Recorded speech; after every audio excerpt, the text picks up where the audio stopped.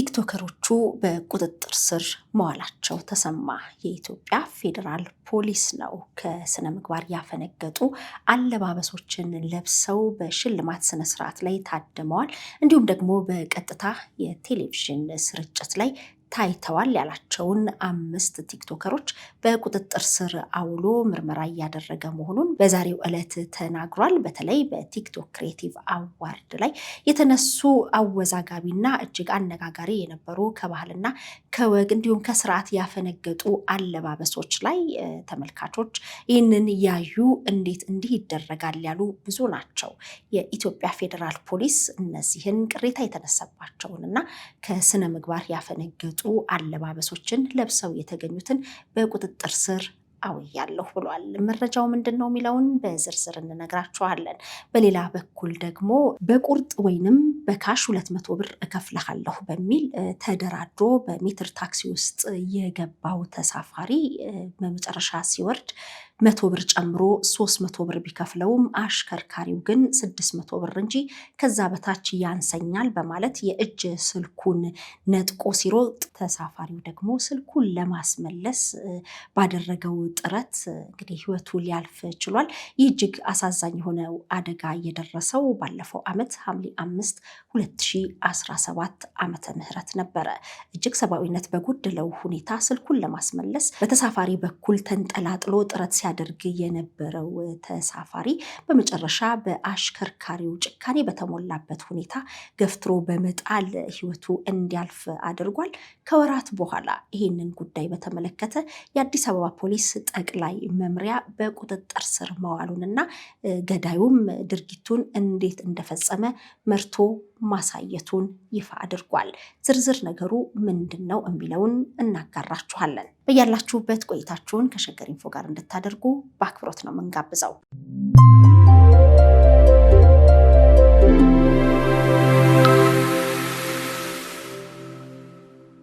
ቀዳሚ ያደረግነው ዛሬ ማለዳ የኢትዮጵያ ፌዴራል ፖሊስ ይፋ ያደረገውን መረጃ ነው። በመረጃውም ከባህልና ስነ ምግባር ያፈነገጠ አለባበስ የለበሱ እንዲሁም ደግሞ በአደባባይና በቴሌቪዥን በቀጥታ ስርጭት ለህዝብ የታዩ ተጠርጣሪዎችን በቁጥጥር ስር መዋሉ ተናግሯል። የኢትዮጵያ ፌዴራል ፖሊስ በሶስተኛው የጂ ፓወር ቲክቶክ ክሬቲቭ አዋርድ ላይ ከኢትዮጵያ ባህል ስነ ምግባር ባፈነገጠ አኳኋን ሰውነታቸውን የገላለጠ አለባበስ ለብሰው በአደባባይና በቴሌቪዥን ቀጥታ ስርጭት ለህዝብ የታዩ ተጠርጣሪዎችን ከነ ግብረ አበሮቻቸው በቁጥጥር ስር አውዬ ምርመራ እያደረኩ ነው ማለቱ ተሰምቷል። በዚህ የቲክቶክ ክሬቲቭ አዋርድ የሽልማት ስነስርዓት ላይ ከታዩና እጅግ አነጋጋሪ አስነዋሪ ናቸው ተብለው ከተለዩት መካከል በቲክቶክ ስሟ ኢቫን እንድሪስ ወይንም ደግሞ በሙሉ የመዝገብ ስሟ ወንጌላዊት የተባለች ቲክቶከር አንደኛዋ እንደሆነች ተሰምቷል። ይህቺ ግለሰብ እንግዲህ ስለ አለባበሷም ስትገልጽ ወደ 3 ሚሊዮን ብር ያህል ወጪ የወጣበት ነው ማለቷ ተሰምቶ ነበረ። ነገር 3 ሚሊዮን ብር በጣም ነው የሚያምረው። በጣም የሆነ ለየት ብለሻል። እጅግ ብዙ የተባለ ገንዘብ ወጥቶበት ግን ደግሞ ፋይዳ ቢስ የሆነና ለብሳ የተገኘችበት ቦታም ከባህል ከወግ ከስርዓት ያፈነገጠ በመሆኑ በጣም በብዙ ተመልካቾች ዘንድ ነቀፌታን ያስከተለባት ቢሆንም መብቴ ነው አይነት ስሜት የተለያዩ ሀሳቦች ሲንሸራሸሩ ነበር። ይሁንና ግን እንዲህ አይነት አለባበስን ለብሶ በህዝብ ፊት መታየት አልፎም ደግሞ በቀጥታ ስርጭት በሚተላለፍ የቴሌቪዥን ፕሮግራም ላይ ወይም ደግሞ ስርጭት ላይ መገኘት ሊያስቀጣ እንደሚችል ማሳያ ሊሆን በሚችል መልኩ የኢትዮጵያ ፌዴራል ፖሊስ በቁጥጥር ስር መዋሉ ይፋ አድርጓል። በቀጥታ ስርጭት የታዩ ዝግጅቱን በስፖንሰርነት የደገፉና ፕሮግራሙንም ያቀነባበሩ ተጠርጣሪዎች በሚል ከተዘረዘሩት መካከል ወንጌላዊት ገብረ እንድሪያስ በርሄ ወይንም በቲክቶክ ስሟ ኢቫን እንድሪስ፣ በረከት ጸጋይ ጀፋር፣ መቅደም ደረጀ መንግስቱ፣ ግሩም ገዛኸኝ ቀጭኔና ዮሐንስ መኮንን ኃይለማርያም ወይንም ጃኒ የተባሉ ግለሰቦች መሆናቸው ተገልጿል። ጃኒ እንግዲህ ይህ የተለየ ቅሬታ ካስነሳበት በኋላ በፊት ለፊት ፊት ወጥቶ ይቅርታ መጠየቁ የሚታወስ ነው። እኔ በልጅነቴ ከ11 ዓመቴ ጀምሮ በዳንስ በውዝዋዜ ያደኩ ነኝ። በተለይ ደግሞ እውቁን ማይክል ጃክሰንን እምወድ ማደንቅ በመሆኔ አንድ ፕሮግራም ላይ የሱን ልብስ ለብሼ መታየት ፈልጋለሁ በሚል የሱን አለባበስ ነበረ ለመልበስ የሞከርኩት። ይሁንና ግን የያዝኩት ቦርሳ ተገቢ አለመሆኑን አውቃለሁ። በዚህም ይቅርታ ጠይቃለሁ ብሎ በዩቲዩብ ቻናሉ እንዲሁም ደግሞ በቲክቶክ ገጹ ላይ በዚህ ቅሬታ የገባቸውን በጠቅላላ ይቅርታ መጠየቁ የሚታወስ ነው። ፖስት ካረኩ በኋላ ልክ ኮመንት ሳይ ነው በቃ አእምሮዬ ወደ ሌላ ነገር ሄደው እንደዚህም ነገር አለ እንዲህ ላይክ ማሰብ ጀመርኩ። እኔ ግራ ገብቶኝ ነበረ። ኦኬ እስቲ ምናምን ከዛ ደግሞ ቦርሳው መጣ። ደግሞ አልዋሻችሁም ቦርሳ ሐሳብ አልነበረም፣ ከዘራ ነበር ያሰብነው። ይሄ ዘመናዊ ከዘራ አለች እና ኬት አባታችን አምጠው ምንም ልናመጣው አልቻለም። ከዛ ቦርሳው ደግሞ ክለች ባግ ይባላል። የወንድ ቦርሳ ነው አክቹሊ። ትንሽ ብልጭልጭ እያለ ነበር። ሰው ሀበሻ ልብስ ነው ያሰፋውበት። ይሄ ከሀገራችን ጋር ሄድ ያው ሳስበው ሁሉም ነገር ትንሽ እንትን ይከብዳል።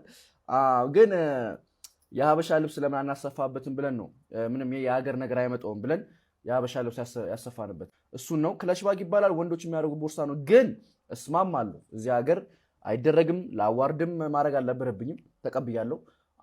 ግን ያው ከዘራ ባገኝ ደግሞ ሞር የበለጠ ብታዩት ደስ ይለኝ ነበር። በፋሽን መንገድ ብቻ ነው እኔ ያሰብኩት።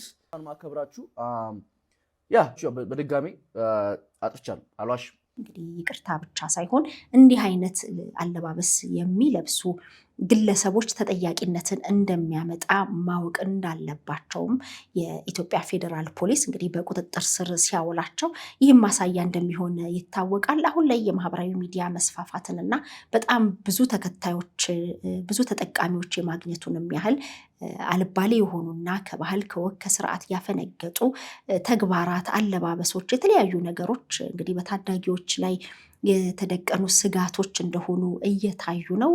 በህግ በኩል ግን እንዲህ አይነት እርምጃ መወሰዱ እንዲህ አይነት ነገር መደረጉ ብዙዎች ደስታቸውን እንዲሁም ደግሞ ድጋፋቸውን እየገለጹ ነው። የኢትዮጵያ ፌዴራል ፖሊስ ከህብረተሰቡ ባህልና እሴት ያፈነገጡ አለባበሶች፣ መጤ ባህሎች ተስፋፍተው በትውልዱ ላይ አሉታዊ ተጽዕኖ እንዳያስከትሉ ተጠርጣሪዎቹ ላይ የህግ ተጠያቂነትን ለማረጋገጥ የጀመረውን ምርመራ አጠናክሬ እቀጥላለሁ ማለቱም ተሰምቷል። የኢትዮጵያ ፌዴራል ፖሊስ እንግዲህ ከምርመራው በኋላ ምን አይነት ውሳኔ ያስተላልፋል የሚለውን በቀጣይ የምናየው ይሆናል።